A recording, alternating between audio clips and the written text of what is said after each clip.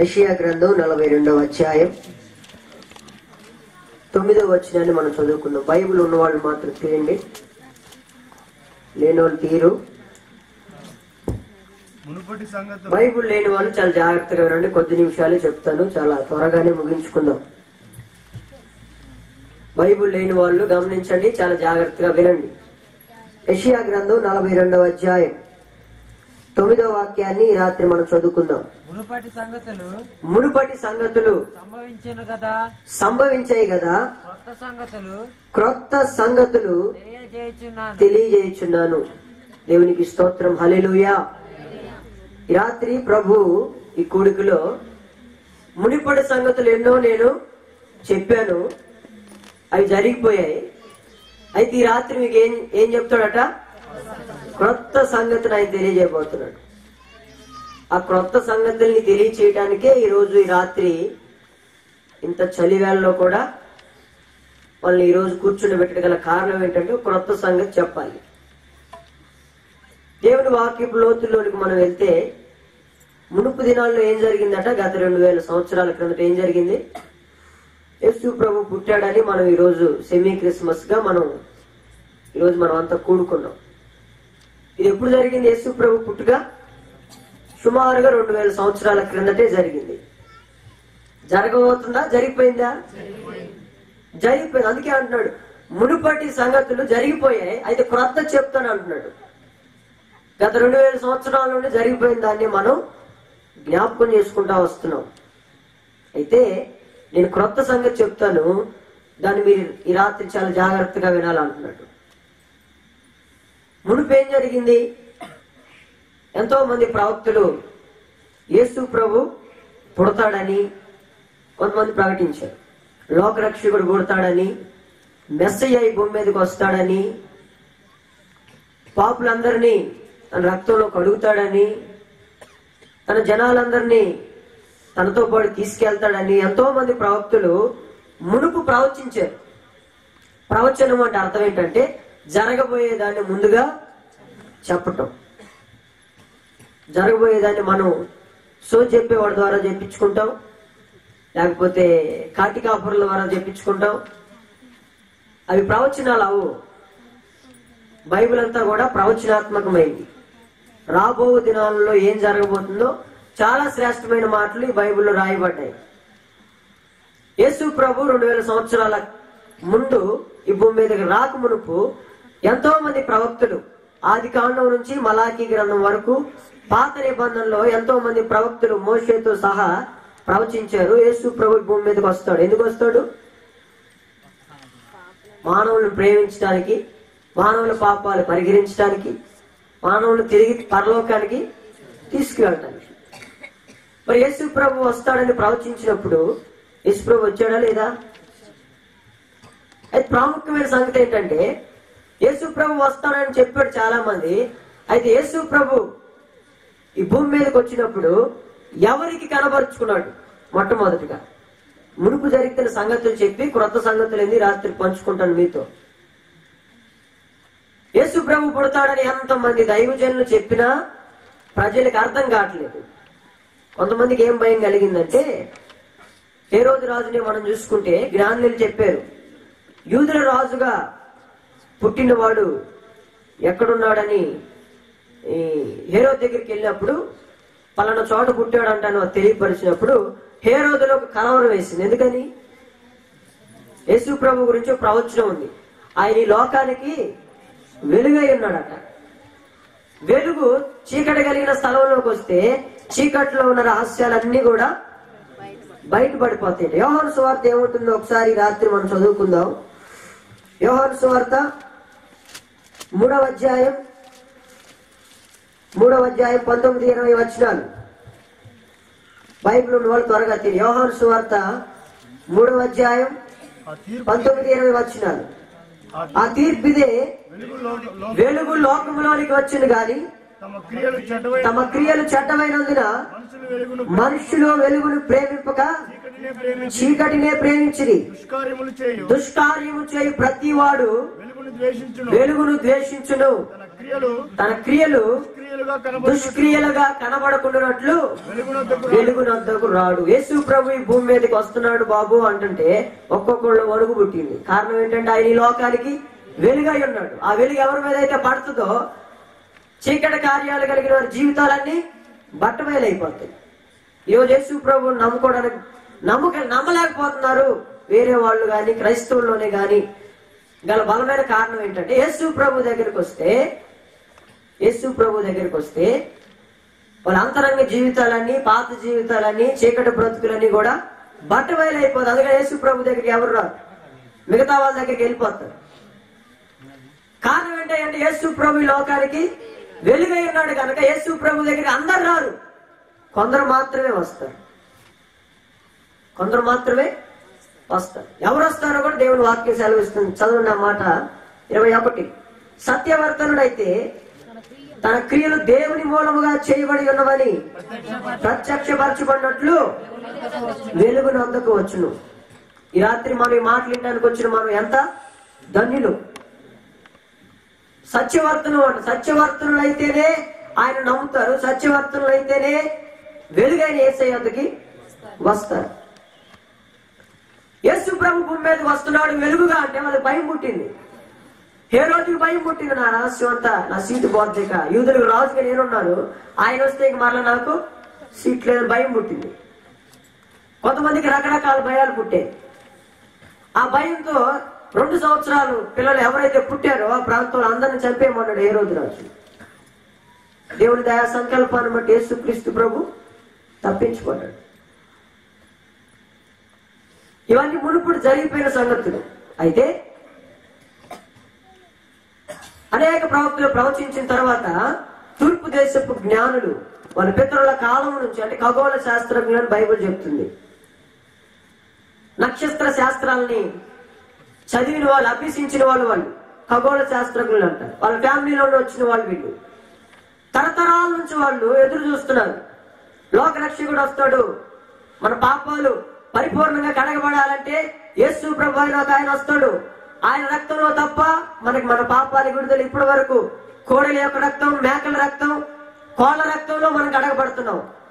దాని వల్ల మనకి పాప క్షమాపణ కలగదు అని ఆయన ఎవరో వస్తాడట. ఆయన కొరకు మనం ఎదురు చూస్తే, ఆయన రక్తంలో కడగబడితే, ఆయన ముఖ దర్శనాన్ని మనం చూడగలిగితే మనం ఎంత ధన్యులు. మనం ఎదురు చూస్తూ ఉండగా దేవుడు తూర్పు దేశపు జ్ఞానులకు మాత్రమే ఆయన పుట్టిన మార్గాన్ని దేవుడు తెలియపరిచాడు. దేవునికి స్తోత్రం, హల్లెలూయా. వారికి మాత్రమే ఒక నక్షత్రాన్ని వారున్న స్థలానికి దేవుడు పంపించాడు. ఎవరైతే ఆయన కొరకు ఎదురు చూస్తున్నారో, ఎవరైతే తన రాక కొరకు ఎదురు చూస్తున్నారో వారి యొద్దకే ఆ నక్షత్రం వెళ్ళి ఆగింది. ఆగిన నక్షత్రం వాళ్ళని, ఇదిగో మీరు ఎదురు చూస్తున్న మెస్సయ్య, మీరు ఎదురు చూస్తున్న లోక రక్షకుడు అలాంటి బెత్లెహేం ప్రాంతంలో పుట్టాడని చక్కగా తీసుకెళ్ళింది. ఆ రోజులో ఏ టెక్నాలజీ లేదు. ఈ రోజు మనకి టెక్నాలజీ వచ్చింది. సెల్ ఫోన్ లో ఇంటర్నెట్ ఓపెన్ చేస్తే, GPS ఆన్ చేస్తే యేసు ప్రభు ఇప్పుడు ఈ కాలంలో పుడితే ఎక్కడ ఏ ఇంట్లో పుట్టాడో ఆ ఇల్లు కూడా ఈ ఫోన్ లో చూపిస్తుంది. ఇప్పుడు అర్థమవుతుందండి. నావిగేషన్ సిస్టమ్ అని వచ్చింది. ఫోన్ లో ఆయన ఎక్కడ పుట్టాడో కూడా ఎవరు మనకు అడ్రస్ చెప్పనక్కర్లా. ఫోన్ తీసుకుని అలా వెళ్తే ఆయన కుడివైపుకి వెళ్ళు, ఎడమవైపుకి వెళ్ళు, స్ట్రైట్ గా వెళ్ళని ఫోన్ మనకు చెప్తుంది. ఆ రోజుల్లో టెక్నాలజీ లేదు. యేసు ప్రభు కోసం ఎదురు చూస్తున్న ఆ జ్ఞానులకి మరి అడ్రస్ చెప్పాలి. అడ్రస్ చెప్తే ఎక్కడ పొరపాటు పడతారోనని ఒక నక్షత్రాన్ని తీసుకొచ్చి ఆ నక్షత్రం ఎక్కడైతే ఆగుతుందో అక్కడ వరకు వాళ్ళు అనుసరించి నడుచుకుంటా వెళ్తే అక్కడ ఎక్కడ ఆగిందట ఆ నక్షత్రం? బెత్లెహేం దగ్గర, యేసు ప్రభు ఉన్న పశువుల పాక దగ్గర. ఆ తూర్పు దేశం నుంచి ఆ జ్ఞానులు బయలుదేరిన స్థలం నుంచి ఆ బెత్లెహేం వరకు కొన్ని వందల వేల కిలోమీటర్లని కొన్ని బైబిల్ అనుబంధ గ్రంథాలు రాయబడింది. నా పాస్టర్ గారు చెప్పారు, ఆ నక్షత్రాల గురించి అయితే బైబిల్లో లేదు, కానీ ఒక వ్యక్తి దాని గురించి ఒక గ్రంథంలో రాశాడు. ఆ గ్రంథ ప్రకారంగా వాళ్ళు చదివి ఆ నక్షత్రాన్ని గుర్తించి యేసుని గుర్తించగలరు. యేసు ప్రభు పుడతాడని ప్రవచించారు, కానీ ఎవరు యేసు ప్రభు పుట్టుక కోసం ఎదురు చూసిన వాళ్ళు ఎవరు లేరు. ఉన్నారా? గొర్రెల కాపులకి దేవుని దూత వచ్చి చెప్తుంది ఏమని? జనులందరికీ కలగబోయే ఒక శుభవర్తమానం మేము మీకు తెలియపరుస్తాం. వాళ్ళేమో జ్ఞానులని బైబిల్ చెప్తుంది, వాళ్ళు చదువుకున్న వాళ్ళు. వీళ్ళకి చదువు లేదు. చదువుకున్నారు కనుక, లేఖనాలు చదివి ఉన్నారు కనుక వాళ్ళకు ఒక సూచనగా చూపించాడు. వీళ్ళకి చదువు లేదు కనుక ఒక దేవదూతను పంపించాడు. దేవదూత ఏం చెప్తుంది? ఆ పూర్తి అడ్రస్ చెప్తుంది. పలానా బెత్లెహేం గ్రామం, పలానా ఇల్లు, మీకు ఒక సూచన. ఒక చిన్న బిడ్డ, అప్పుడే పుట్టిన బిడ్డ పొట్టి గుడ్డలతో కట్టబడి పాకాల్లో ఉంటుందని చెప్పాడు. దేవదూత వాళ్ళని తీసుకెళ్ళింది. ఈరోజు మనకి చెప్తున్నాడు, మనకే అవే మాటలు ప్రకటిస్తే ఒక జ్ఞాని అయిన నీతో, ఒక గొర్రెల కాపురమైన నీతో దేవుని దూతే మాట్లాడినా దేవుడు తన సేవకులను దూతలుగా పెట్టాడు. మనకి తన సేవకులు ఎవరండి? దూతలుగా పెట్టాడు. మరి ఆ దూతల నుంచి దేవుని వాక్యం ఈరోజు మనకు ప్రకటింపబడుతుంది. అర్థమవుతుందా? వాళ్ళు నమ్మారు, గొర్రెల కాపురులు నమ్మారు, జ్ఞానులు నమ్మారు. వాళ్ళు ఎక్కడికైతే చేరుకోవాలనుకున్నారో అక్కడికి చేరేది. అది ప్రవచనం అని నెరవేరిపోయింది. ఈరోజు మనకు వినబడుతున్న వాక్యం ఏంటి? క్రొత్త సంగతులు అంటున్నాడు. ఏంటా క్రొత్త సంగతులు అని నేను మీకు చెప్తాను. తర్వాత యేసు ప్రభు పుట్టిన తర్వాత యేసు ప్రభు పరిచర్య ప్రారంభించినప్పుడు కొన్ని విషయాలు చెప్పాడు. ఏమని? ఇదిగో నేను దేవాలయాన్ని పడగొట్టిన 3 దినాల్లో కడతానన్న. ప్రజలకు అర్థం కాల. తన మరణాన్ని గురించి చెప్పాడు. మరణించాడు, 3వ దినం తిరిగి లేచాడు. ఏదైతే చెప్పాడో అది ప్రజల మధ్యలో చేసి చూపి. అయితే ప్రజలకి కనీసం ఆయన శిష్యులు కూడా అర్థం కాల. మరి ఎవరు కనపరుచుకున్నాడు పునరుద్ధాన్ని తిరిగి లేచిన తర్వాత? మగ్దలేని మరియకి. అందరికంటే పొద్దున్నే వెళ్ళిపోయింది ఆదివారం తెల్లవారుచుండగా. ఎందుకు? యేసుని చూడాలి, పుట్టబోయే యేసుని చూడాలని వాళ్ళు, పునరుద్ధానుడైన యేసుని చూడాలని ఈమె పొద్దున్నే బయలుదేరి వెళ్ళిపోయింది. సమాధిలో చూస్తే ఆయన లేడు. నా యేసుని ఎవరు ఎత్తుకెళ్ళారంటే స్వయంగా ఆయనే. ఆయన కొరకు ఎదురు చూస్తుంది. ఆశపడిన ప్రాణాన్ని ఆయన తప్పనిసరిగా తృప్తిపరుస్తాడు. ఆశపడితే చాలు, ఆశపడేదానికి ప్రయత్నం చేయాలి, క్రియల్లో చూపించాలి. అవి చూపించింది, తనతో ప్రత్యక్షపరుచుకున్నాడు. మెస్సయ్య అని ఆయన గ్రహించింది. ఆమె గుర్తుపట్టింది. యేసు ప్రభు భూమి మీద ఉండగా తిరిగి లేస్తానని చెప్పాడు. అయితే శిష్యులకు గుర్తులేదు. ఈరోజు దేవుని వాక్యం తన సేవకుల ద్వారా, దూతల ద్వారా, దూతలైన సేవకుల ద్వారా ప్రకటింపబడుతుంది. ఎవరికి అర్థం కావట్లేదు వాక్యం. ఎవరికి అర్థం కావట్లే వాక్యం. యేసు ప్రభు మాటలు వంటబట్టు పనికి మాలిన మాటలైతే దుర్జేవులు వేసుకుని మనం వింటాం, కానీ దేవుని వాక్యం మనకు అర్థం కాదు. టీవీలో సీరియల్ చూస్తే అర్థమైంది, సినిమా చూస్తే అర్థమైంది, బయట వ్యవహారాలు రాజకీయం గురించి మనకు అర్థమైంది. కానీ యేసు క్రీస్తుని గురించిన మాటలు ఎంతో ఖర్చు పెట్టి చెప్తుంటే మనకు అర్థం కావాలి. అర్థం కాకపోతే ఎవరు నష్టపోతాడు? నువ్వే నష్టపోతావు. యేసు ప్రభు మరొక మాట చెప్పాడు. ఏమని? నేను ఎలా అయితే, అదే నేను క్రొత్త సంగతి ఈ రాత్రి నేను మీతో చెప్పాలనుకుంటాను. అపోస్తుల కార్యాల గ్రంథం 1వ అధ్యాయం 11వ వచనం. గలిలయ మనుషులారా, ఈరోజు కొనకంచి గ్రామస్తులారా, కొనకంచి గ్రామంలో నివసిస్తున్న మనుషులారా, మీరెందుకు నిలిచి ఆకాశం వైపు చూస్తున్నారు? మీ యొద్ద నుండి పరలోకం నుండి చేర్చుకొనబడిన ఈ యేసే ఏ రీతిగా పరలోకమునకు వెళ్ళటం మీరు చూచితురో ఆ రీతిగానే ఆయన తిరిగి వచ్చిన వారితో చెప్పి. దేవునికి స్తోత్రం, హల్లెలూయా. ఏంటి ఆ క్రొత్త సంగతి? పాత సంగతులు అయిపోయిన. యేసు ప్రభు పుట్టాడు, యేసు ప్రభు పరిచర్య చేశాడు, యేసు ప్రభు చనిపోయాడు, పునరుద్ధానం తిరిగి లేచాడు. ఇవన్నీ ప్రవచనాలకు నెరవేర్పు అయిపోయింది. ఒక ప్రవచనం ఉంది మన కొరకు నిలిచి. ఏంటి ఆ ప్రవచనం? ఓ గలిలయ మనుషులారా, ఈ యేసు ఎలా పుట్టాడో, ఎలా మరణించాడో, ఎలా తిరిగి లేచాడో, పునరుద్ధరణ తిరిగి లేచి పరలోకానికి వెళ్ళాడో, అదే యేసు పరలోకం నుంచి నేడో రేపో రాబోతున్నాడు. దేవునికి స్తోత్రం, హల్లెలూయా. ఇదొక ప్రవచనం, అది ఇంకా నెరవేరలేదు. నెరవేరిన ప్రవచనం కోసం నీవు నేను ఎదురు చూస్తున్నావా? నెరవేరిన ప్రవచనం కోసం జ్ఞానులు ఎదురు చూశారు. జ్ఞానులకు దేవుడు తను తాను కనపరుచుకున్నాడు. నెరవేరని ప్రవచనం కోసం గొర్రెల కాపురులు ఎదురు చూశారు. వాళ్ళకి కనపరుచుకున్నాడు. నెరవేరిన ప్రవచనం కోసం మగ్దలేని మరియ ఎదురు చూసింది. ప్రవచనం నెరవేరింది. ఈరోజు మనకు ఒక ప్రవచనం నిలిచి ఉంది. నేడో రేపు ఆయన మన కొరకు తిరిగి రాబోతున్నాడు. ఎంతమంది నమ్ముతారు? ప్రజలందరికీ కలుగుబోయే మహా సంతోషకరమైన వర్తమానం దూత ద్వారా గొర్రెల కాపరి కింద, అంటే చదువు లేని వాళ్ళు అని అర్థం. నక్షత్రం ద్వారా జ్ఞానులకు అందింది, చదువుకున్న వాళ్ళు అని అర్థం. బైబుల్ ప్రపంచంలో 2 జాతులు ఉన్నాయి, చదువుకున్న జాతి, చదువు లేని జాతి. అందరికీ స్వార్థ ప్రకటింపబడుతుంది. వీరికేమో దోతల్ని, ఇప్పుడు చదువు లేని వాళ్ళు ఉన్నారండి. కీర్తనల గ్రంథం 20:30 ఆమె కనపడితే ఆమెకు అర్థమైందా? దేవుడు వాళ్ళకి దర్శనం ఇస్తాడు, లేకపోతే కళ ద్వారా మాట్లాడతాడు, వారికి అర్థమయ్యే సంభాషణలు మాట్లాడతాడు. చదువుకున్న వాడికైతే లేఖనాల్లో నుండి మాట్లాడతాడు. ఎవరితో ఏ విధంగా మాట్లాడితే అర్థం చేసుకుంటారు ప్రభువుకి? ఆయన సర్వాంతర్యామి, సర్వజ్ఞాని. ఏమైనాడు? సర్వజ్ఞాని అయ్యాడు. అందుకని వీళ్ళతోనేమో దూతలను పంపించి మాట్లాడాడు, వాళ్ళతోనేమో నక్షత్రాన్ని పంపించి మాట్లాడాడు. అయితే ఈ రాత్రి కాదు, ఇంతకు ముందు ఎన్నో రాత్రులు, ఎన్నో పగలు సేవకుల ద్వారా దేవుని వాక్యం మీరు విన్నారు. చివరికి వాళ్ళంతా చెప్పేది ఏంటయ్యా అంటే, మనమంతా తిరిగి పరలోకి వెళ్ళాలి, మనం తీసుకెళ్తానికి ప్రభు నేడో రేపో రాబోతున్నాం. ఎవరు చెప్పినా, ప్రపంచంలో ఎవరు చెప్పినా, ఎంత పెద్ద దైవజనుడు చెప్పినా చివరికి ముఖ్యదయ్యా అంటే చుట్టూ తీసుకొచ్చి ఇక్కడే చూపిస్తాడు.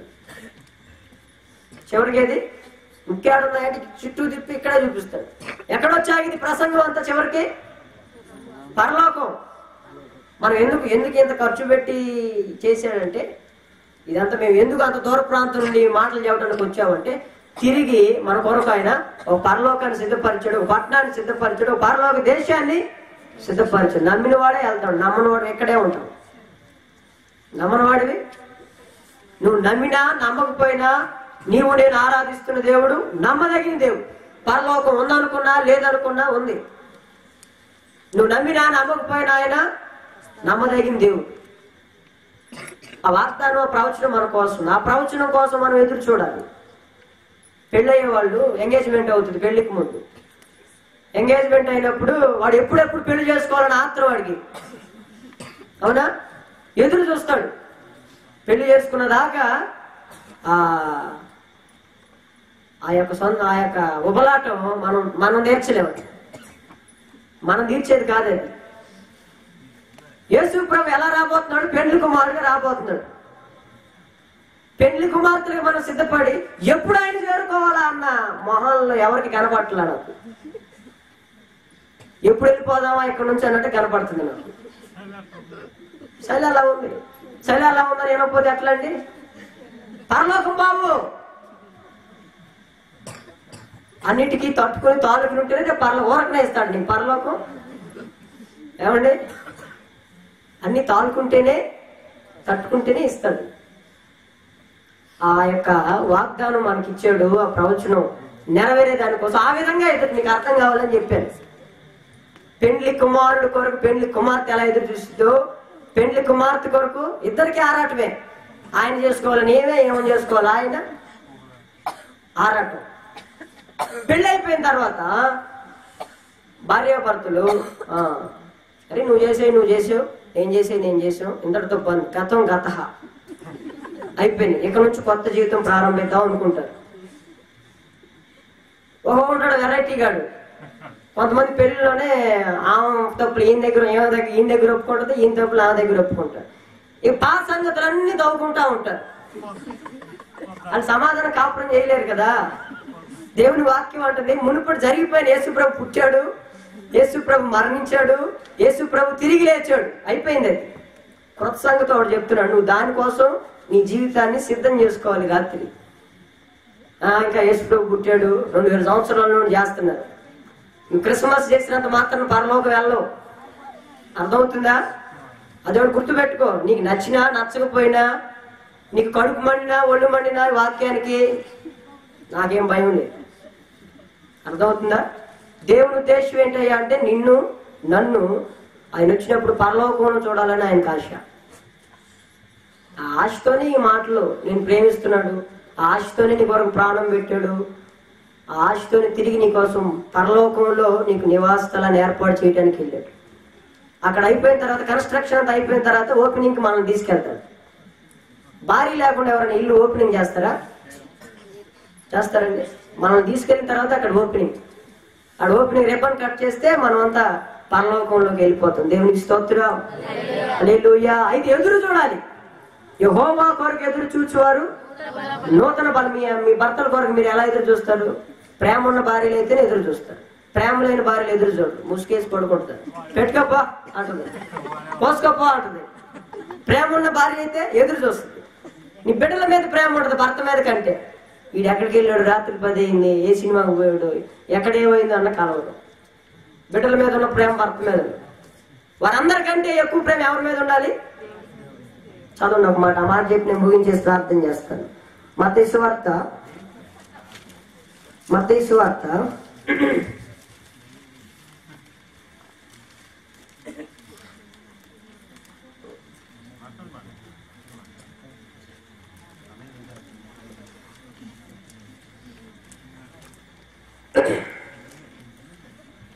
10వ అధ్యాయం 37వ వచనం. మత్తయి సువార్త 10:37. తండ్రినైనను తల్లినైనను నాకంటే ఎక్కువగా ప్రేమించువాడు నాకు పాత్రుడు కాడంట. నీ తండ్రి కంటే, నీ తల్లి కంటే, నీ బిడ్డల కంటే, నీ భర్త కంటే ఎవరిని ప్రేమించాలి? ఎవరైతే ప్రేమిస్తారో దేవుణ్ణి, ఆయన కొరకు వాళ్ళు ఎదురు చూస్తారు. పెళ్లి కాకముందు ప్రేమించుకుంటారు యవనస్తులు. ఆమె కొరకు ఈయన ఎదురు చూస్తాడు, ఈయన కొరకు ఆయన. కనీసం ఫోన్ కాల్ కోసమైనా ఎదురు చూస్తాడు. మొహం ఏముందో తర్వాత చూడొచ్చు, కనీసం స్వరం వింటే చాలు. ఇది ఆశ ప్రజలకు లేదండి. కారణం దేవుణ్ణి ప్రజలు ప్రేమించట్లా. దేవుడు మనల్ని ప్రేమిస్తున్నాడు కానీ ప్రజలు దేవుడిని ప్రేమించట్లేదు. అందుకని ఆయన కొరకు ఎదురు చూడలేదు, ఆయన మాటల కోసం ఎదురు చూడలేదు. ఆయన మొహం చూడాలన్నా ఆశ ఉండదు, ఆయన స్వరం వినాలన్నా ఆశ ఉంది. సేవకులు చెప్పింది కనీసం వినాలన్నా మేము దేవుని సన్నిధిలో కనిపెట్టి ఏం చెప్పాలి ప్రభు అన్నప్పుడు ఈ మాటలు చెప్పాడు, మోసుకుని వస్తాం. అవి వినాలంటే మన నిప్పుల మీద కూర్చున్నట్లుగా, ముళ్ళ మీద కూర్చున్నట్లుగా ఉంటుంది. కూర్చోడానికి కూడా మోషే 40 దినాలు 40 రాత్రులు 40 పగళ్ళు దేవుని దగ్గరికి వెళ్ళి దేవుని ఆజ్ఞలు తెస్తే ఇక్కడ రికార్డ్ డాన్స్ చేశారు కింద. దైవజనుడికి ఏమొచ్చింది? ఆ కష్టం మీకు తెలియదు. ఈ మాటలు ఎలా సిద్ధపరచబడి ఎక్కడి నుండి వచ్చాయో, ఎలా చెప్తున్నావో మీకు అర్థం కాదు. మీకు ఒక మాటలో చెప్తున్నానండి. బట్టలు ఉతికే భార్యకి తెలుసు ఆ బట్టల నొప్పేంటో. ఉతికించుకున్నవాడికి ఏం తెలిసింది? మీకు అర్థం కావాలి కదా, అందుకని చెప్తున్నా. అన్నం కూరలో ఉండే భార్యకి తెలుసు, తిని పెట్టేవాడికి ఏం తెలుస్తుందండి? అలాగే సిద్ధపరిచిన దేవునికి తెలుసు, ఆ మాటలు మోసుకొచ్చిన మాకు తెలుసు. ఈ మాటలు నీకు అర్థం కావు. అర్థం చేసుకోకపోతే నువ్వే నీ పిల్లలకు చెప్తావు, రే నా మాట వినకపోతే పోతావురా అంటావు. దేవుడు కూడా అంతే. ఆయన మాటలు వినటం నీకు చేత కాదని పోతావు. చదువుకోయ్యా మంచి ఉద్యోగం వస్తాం, మేము కష్టపడి పని చేస్తున్నారని మీ అబ్బాయికి చెప్తారు. మీ పిల్లలకి వాడు ఏనాడు పనికి మాలినాడు అవుతాడు. నేను మొదటే చెప్పాను కదరా నీకు, చదువుకుంటే బాధలు ఉన్నాయి కదగా, అందుకే మొదటే చెప్తున్నాడు. దేవుడు చెప్పిన మాట నువ్వు వింటే నువ్వు బాగుపడతావు, లేకపోతే పోతావు. నేను ఎవడు కూడా మరలా బాగు చేయలేడు. ఆయన ఒక క్రొత్త సంగతి తెలియపరుస్తున్నాడు. ఆయన ఎలా ఈ భూమి మీద నుంచి వెళ్ళిపోయాడో అలాగే ఈ భూమి మీదకి రాబోతున్నాడు. బుద్ధి కలిగిన కన్యక వల్లే ఎవరైతే సిద్ధపడతారో డ్యూటీలు తీసుకుని.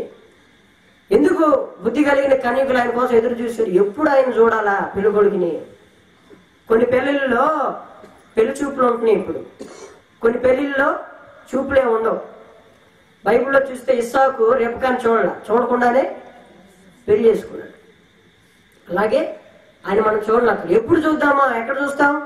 పరలోకంలో చూస్తాం. ఈ భూమి మీద ఆయన ఏ మనుషుడు ఎప్పుడు ఆయన్ను చూసి ఉండలేదు, చూడలేరు కూడా. ఎక్కడ చూస్తాం? ఆ పరలోకంలో మనం చూస్తాం. ఆయన చూడాలని, ఆయనతో యుగ యుగాలు ఉండాలని నువ్వు ఆశపడినట్లయితే ఆయన కొరకు నువ్వు ఎదురు చూడాలి. భోజనం కోసం అది లేదు ఇది లేదు దీనికోసం కాదు ఎదురు చూసి, భర్త కోసం, నీ పిల్లల కోసం కంటే కూడా నువ్వు ఆరాధించే దేవుని కోసం ఎదురు చూస్తే యుగ యుగాలు ఆయనతో ఈ భూమి మీద ఎన్నో ఉంటావు? 40 సంవత్సరాలు, 30 సంవత్సరాలు, 50 సంవత్సరాలు ఉంటావు మహా. ఇది ఇంకా ఆయన మాట మీద ఆయన చొప్పున నువ్వు నడిస్తే యుగ యుగాలు ఆయనతో నువ్వు ఉంటావు. చేతనైన వాళ్ళు ఎదురు చూడండి, చేతగాని వాళ్ళని నేను ఏం చేయలేను, దేవుడు కూడా ఏం చేయలేదు. మీరు చేయవలసిన ఏంటయ్యా అంటే క్రిస్మస్ పండుగ కోసం కాదు ఎదురు చూసే సంవత్సరం. సరే ఎదురు చూస్తున్నారనుకోండి, ఎంత సంతోషం మన క్రిస్మస్ పండుగ అంటే. ఎప్పుడు వస్తా పండుగలన్నింటిలో మనకి పెద్ద పండుగ. మనం చేసినట్టుగా ఎవడు కూడా ప్రపంచంలో చేయలేరు.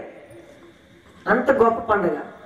దానికోసం ఎంత ఎదురు చూస్తున్నావు, అంతకంటే ఎక్కువగా నువ్వు ప్రభు కోసం ఎదురు చూడాలని నా ప్రభు ఈ రాత్రి సెలవిస్తున్నాడు. నేను స్తోత్రం. హల్లెలూయా. లేచి నిలబడి ప్రార్థన చేద్దాం. నాకు ఇచ్చిన సమయం అయిపోయింది. మీకు కూడా చలి ఎక్కువగా ఉంది కనుక నేను ముగించాను. కొద్ది నిమిషాలు ప్రార్థన చేసుకుందాం. లేచి నిలబడండి. ఒక చిన్న కీర్తన పాడుకు నేను ముగిస్తాను. నేడు రేపో నా ప్రియుడేసు మేఘాల మీద కేతిల్చెను. చప్పట్లు కొడతారు. క్రైస్తవులు కూడా ప్రత్యేకత ఏంటంటే పుట్టినా కానీ పాటలు పాడతారు, చనిపోయిన పాటలు పాడతారు, సంతోషంగా ఉన్న పాడతారు, బాధ ఉన్న పాడతారు, కోపం వచ్చినా కానీ పాడతారు, ప్రార్థన చేయాలన్నా పాటలు పాడతారు. అర్థమవుతుందా? పాటలు పాడి మన దేవుని నామాన్ని గట్టిగా చప్పట్లు కొడుతూ మహింపడతాం. దేవుని వాక్యం అంటుంది, సర్వజనులారా చప్పట్లు కొట్టి ఆయన నామాన్ని మహింపరచమని. కడబూర స్వరము ధ్వనించగా, ప్రియుని స్వరము వినిపించగా, కడబూర గట్టిగా చప్పట్లు కొడుతూ ధ్వనించగా, ప్రియుని స్వరము వినిపించగా, బడిగా ప్రభు చెందుతూ చేరా, ప్రియమార ప్రభు యేసును గాంచినా, బడిగా ప్రభు చెందుతూ చేరా, ప్రియమార ప్రభు యేసును గాంచినా. నేను రేపో నా ప్రియుడేసు మేఘాల మీద కేతించెను. వచ్చిన వాళ్ళు